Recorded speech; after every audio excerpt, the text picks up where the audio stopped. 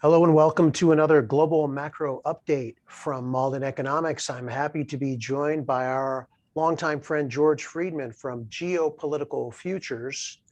And George, we're in one of those environments right now where certain topics absorb all of the media's attention. So right now it's inflation. And if you want to go past that, what little bit left that gets covered has to do with U.S. politics, and maybe if you watch financial media, it's the strength of the dollar. Those three stories pretty much are taking up all of the media's time, and there are big stories underneath that don't get much coverage. And there's one I want to speak with you about today, and that's Japan, with the very sad news coming out of Japan of the assassination of former Prime Minister Shinzo Abe. You wrote about Japan and Abe earlier this week. Before we dig into that, though, can you just give us your impressions of Abe's legacy and the impact of his economic policies on Japan and where Japan is today? Well, firstly, he was instrumental in rescuing Japan from its own follies. Uh, it had a massive export-oriented economy. The exports dried up a bit. It went into a financial crisis. He took it to safe ground.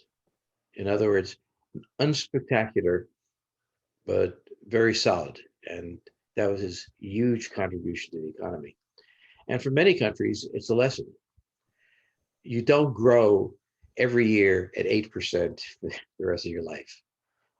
It's going to come down on you.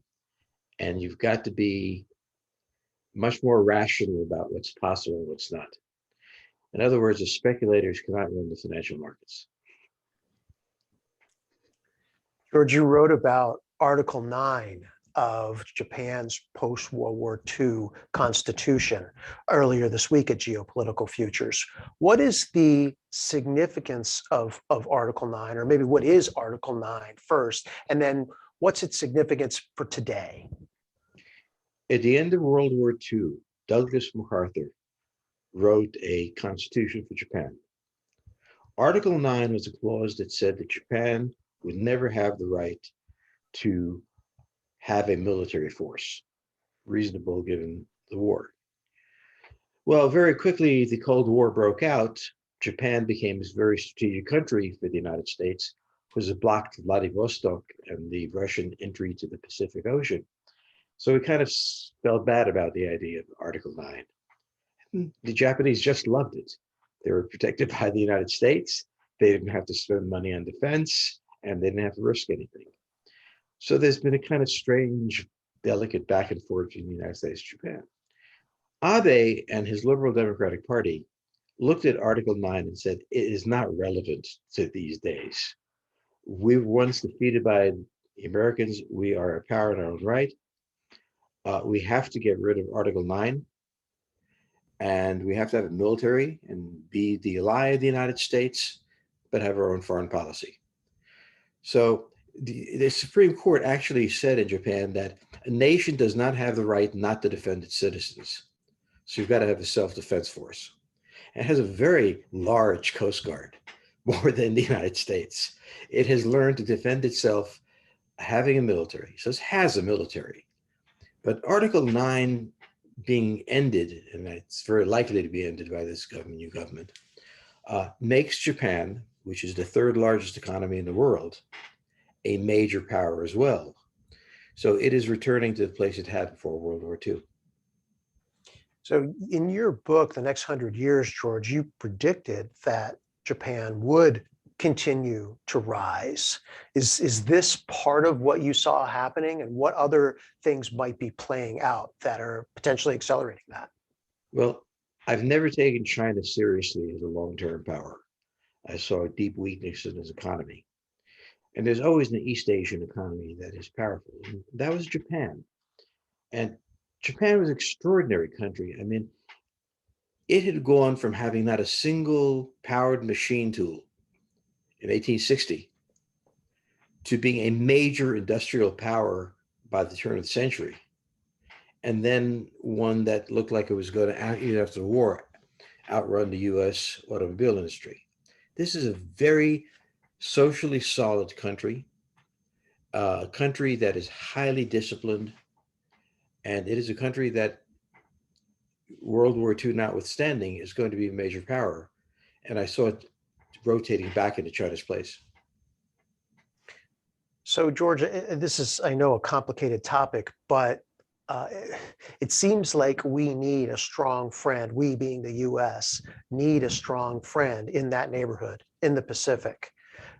With Japan potentially increasing their military, do they become a proxy of sorts? How do they fit in foreign policy wise with the US with respect to China and even Russia?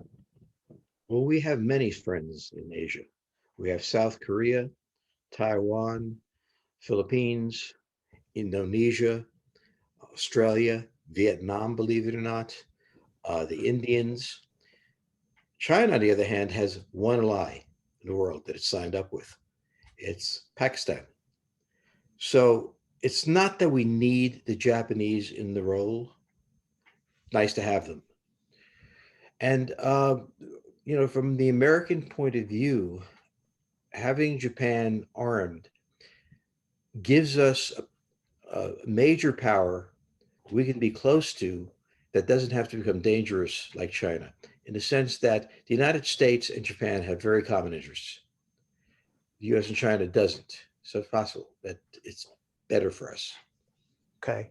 Well, Japan faces some pretty serious challenges, though, right? It's a country that has almost no immigration, very homogenous, and it was one of, if not the first of the developed economies to enter into the demographic problems that all Western nations are starting to face now. A very, very much an aging, low birth rate country. Does that trend continue, and does that hamper or limit both their economic growth and what they can do militarily? Japan's basic problem is this. It has almost no raw materials. It Right. imports all of its oil, all of its bauxite, everything else. Kind of started World War II. But for Japan's needs, it has to keep the Straits of Malacca connecting Singapore and the Pacific opened. We need that kept opened. We have a common interest in how to handle that. As to birth rates, yeah, that is a huge problem. It's a huge problem in the United States. We are going to wind up in the next generation with a majority older population in most democratic countries and a younger population. And the older population is going to vote themselves benefits from the younger. And this is going to be a major social problem, which is it requires a technological fix. The medical profession has to be able to solve this problem, Alzheimer's and so on, because the problem is when you're not productive, you consume. You're the biggest consuming age of the country. So what I foresee is a crisis developing between the age groups. But as the medical profession showed during COVID, they don't quite know how to handle a major problem except to buy time. So I see a revolution in medicine coming where we're going to learn how to deal with a lot of things that we would be nice to deal now, will be essential to deal then. But if that doesn't happen, if we don't find these cures that we need, we're winding up not with a great social problem, but a great economic problem. We're just not going to have enough workers to maintain the kind of economies we have. It's And not Japan, uncommon. Sorry, I was just going to say to tag on to that, this sort of medical revolution you speak of. Do you think that that will start in Japan, because Japan seems to be on the forefront of anti-aging research? historically, Japan has never been a great inventor. It has been a wonderful imitator, producer, and so on. Not a reason that Japan can't do it. It just hasn't been in that role. Many countries will be pursuing it. We're all facing it. But I think Japan's great capability is it is able to identify markets and exploit them without having to spend the money on great technological research. Not doing technological research, but using the outcomes is not a bad strategy. It saves you a lot of money. Agreed. So you mentioned that Japan has to import essentially all of their commodities. This comes at a time when their currency is the weakest it's been in decades, and inflation globally higher than we've seen for 40 years, constraints on petroleum production.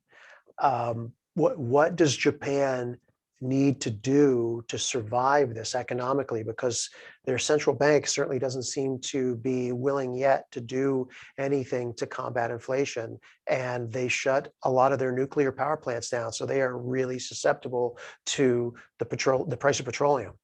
Well, it is the place of the financial markets to panic. It's what they do best, and they make money off it. We've gone through this exact situation with the Arab-Israeli war, the oil embargo. We saw massive inflation. I bought my first house at 19% interest. I mean, we have seen this. We've been here before. Mhm. So the answer is first, benchmark it. What did they do before? What the Japanese did before is increased exports. The Japanese really used that as an opportunity to slam into the American market with automobiles. Uh, this was their solution. In other words, the expectation of the financial markets is that the problem must be solved by the manipulation of money. It would also be solved by making money. And the Japanese did that. And that's when they entered the American market big time and really almost wrecked the US auto industry. So if we look at how Japan solves its problems and why the central bank isn't panicking, they're trying to find the market they're going to go hit next. I always appreciate your viewpoint on economic issues like this. You're always a little bit different than everyone else I speak with, and I appreciate that. One last question for I'm you. not an economist. Sometimes I think that's an advantage. One last question for you, George. Going back 30 or so years, there was a time when I think you believed that the US and Japan would actually go to war with each other again. Yeah. Thankfully, that did not happen. What changed to prevent that? Time function, it will. US and Japan, when they're both great powers, compete for the Pacific. The United States is a country that cannot be invaded. Can't do it. It's got Canada, Mexico. The only dangers it has comes from the oceans. So the United States, if it sees a problem in the Atlantic and Pacific, goes extreme. As we saw when Japan started to develop a navy, when China started to develop a navy, we moved the Seventh Fleet close in. We care about that. Japan is a country that has to control its sea lanes all the way really to the Persian Gulf for the oil, but certainly down to the Straits of Malacca. That means it has to have a large uh, merchant force, military force. The United States panics at the sight of any country building fleets in either of these oceans. And what I did, it was my first book, first commercial book, and I didn't get the time right. I didn't get the process right. But the basic issue is the United States tries to dominate the Pacific. The Japanese can't live with that. The two will clash somehow. And World War, great wars like between Germany and France and Britain repeat themselves. We had our first round with the Japanese. We really beat them. Perhaps we don't have a war, but certainly their long-term interests don't coincide. Their long-term interests, you don't feel coincide with the United States in long-term interests?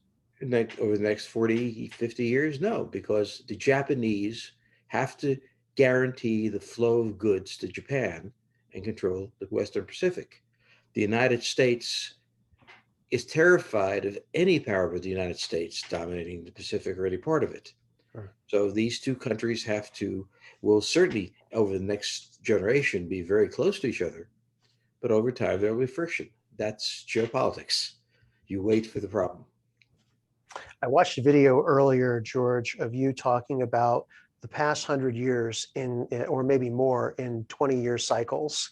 And you Yep. did a fantastic job of explaining how at the onset of a 20-year period, we were absolutely sure of one or two things. And then every 20 years, those things fall apart. So I think your claim that you just made was pretty bold, but you've certainly proven that history shows that things go to where they need to when it comes to national alignment. Well, it's least likely outcome is that I'm going to look like I do now in 20 years, or that U.S.-Japanese relations look that way. George Freeman, I always enjoy speaking with you. Thank you so much for your time. Folks, if you don't read George, you should. He's at geopoliticalfutures.com. I'm Ed D'Agostino. Thanks for watching.